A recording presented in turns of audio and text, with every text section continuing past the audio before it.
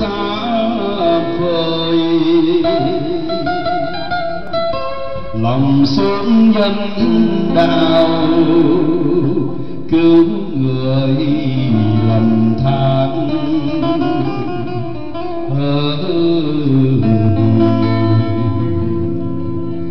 thương dân nghèo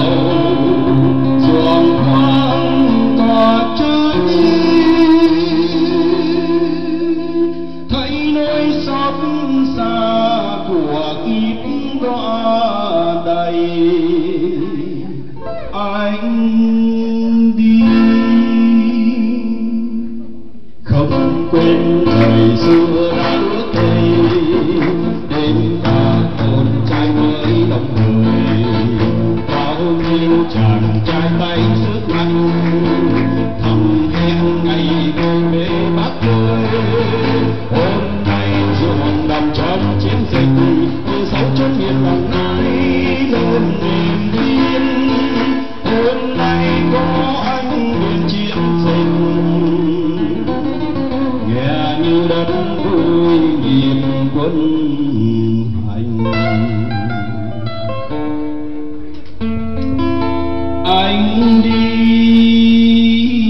chắc hẳn anh còn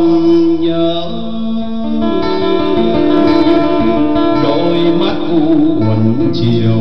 tiền đưa của người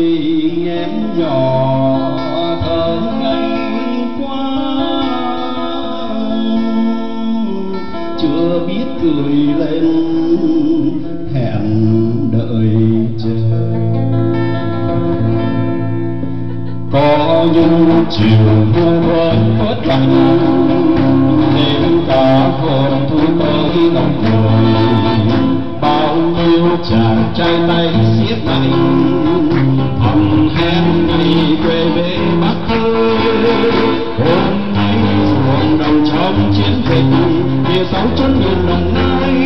lên niềm tin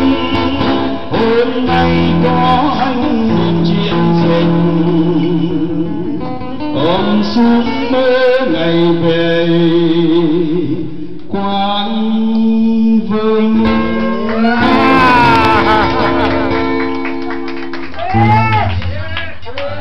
Biết